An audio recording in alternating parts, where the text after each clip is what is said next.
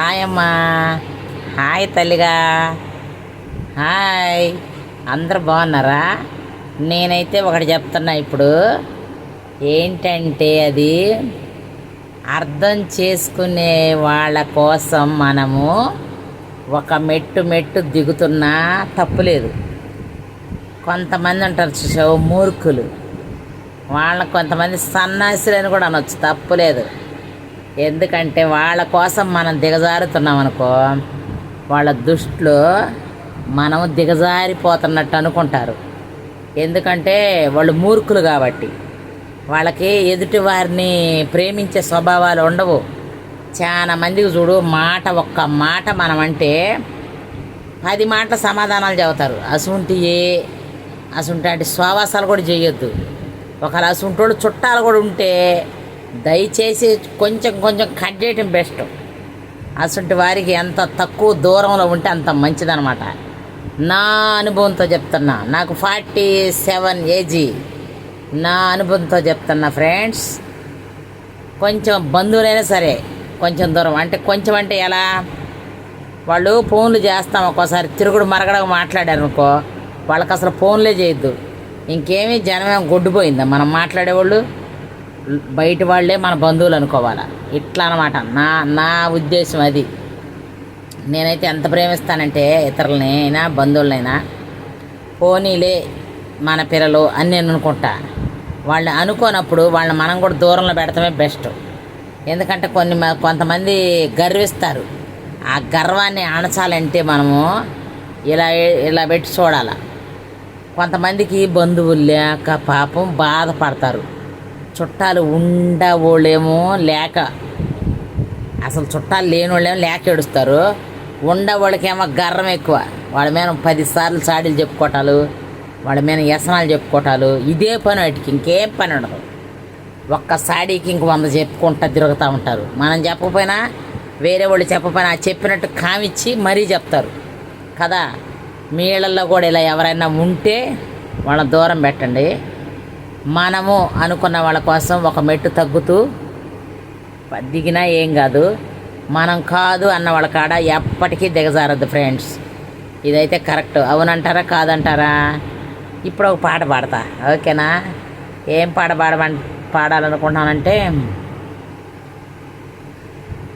నీలాల కను పాప లోకాన్ని చూస్తుంది, తన రూపు తానెప్పుడు చూపించలేనంది, అద్దంలా మెరిసే ఒక హృదయం కావాలి, ఆ వెలుగు ఆ మదిలో వెలుగే తన రూపం చూపాలి, రెప్పలు వెనుక ప్రతి స్వప్నం కళలులికిస్తుంది, రెప్పలు తెరిచే మెళకువలో కలనిదురిస్తుంది, ఆ కలల జాడ కళ్ళు ఎవరినడగాలి,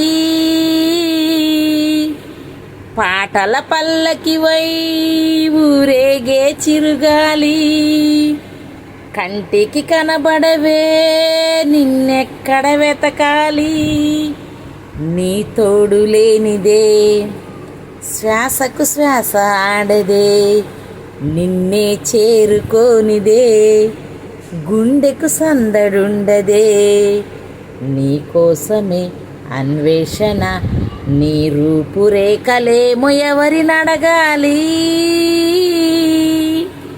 పాటల పల్లకివై ఊరేగే చిరుగాలి, కంటికి కనబడవే నిన్నెక్కడ వెతకాలి.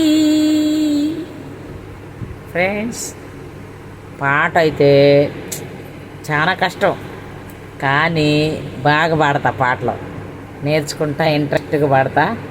మీకు ఎలా అనిపించింది నాకు కామెంట్ చేయండి. పాట బాగలేదనుకమ్మా, అయినా బ్యాడ్ కామెంట్లు చేయకండి అమ్మా, మంచిగా కామెంట్ చేయండి అమ్మా. అంతకుముందు ఒకడు చేసేవాడు కామెంట్స్, ఇప్పుడు బంద్ చేసాడు. నేను ఎదురు చెప్పేవాడికి, ఎందుకంటే పెళ్లి చేసుకుంటాను అన్నాడు వాడు నన్ను. అందుకని నన్ను పెళ్లి చేసుకుంటాడంట అని చెప్పా. మళ్ళీ బాధపడ్డాడేమో, పెట్టలే. మొన్న ఇంకొక వీడియో తీస్తే కళ్ళల్లో ముందు పుసి తుడుచుకుంటున్నాడు వాడు నన్ను చూసావా. అంటే నేను వాడికి అప్పుడు నచ్చాను, ఇప్పుడు నచ్చటలే. అందుకే నా కళ్ళల్లో పుసి ఉంటే ఏదో పెట్టేలే, ఏందో పెట్టా గుర్తురాట్లు ఇప్పుడు. ఆ క్షణానికి కోపం వచ్చింది పెట్టా. నువ్వు దుడుతావనో ఏందో పెట్టా, ఏదో పెట్టా. కానీ మా ఊరు చెప్పమన్నాడు. నేను ఇప్పుడు చెప్తున్నా, మా ఊరు ప్రకాశం జిల్లా. వాడు క్యాచ్ చేసాడు మాది ప్రకాశం జిల్లాని, నా వాయిస్ క్యాచ్ చేశాడు. మాది ప్రకాశం జిల్లా చీరాల. మా ఊరు చీరాలే. చుట్టూరు పల్లెటూరులో కూడా కాదు, చీరాల దగ్గరే మా ఇల్లు. కారంచేడు గేటు దగ్గరే మా ఇల్లు. ఓకేనా. కారంచేడు వెళ్ళే రూట్ ఉండేది కదా, ఆ రూట్ కాడే మా ఇల్లు. ఓకేనా. అడ్రస్ కూడా చెప్పా ఇప్పుడు. కానీ నేను ఉండేది హైదరాబాద్లో, అందుకే అడ్రస్ చెప్పా. నెగిటివ్ ప్లేస్ అది, నేను ఉండేది మట్టుకు హైదరాబాద్లో. ఓకేనా. నచ్చితే లైక్ చేయండి, షేర్ చేయండి, సబ్స్క్రైబ్ చేసుకోండి ఫ్రెండ్స్. బాయ్.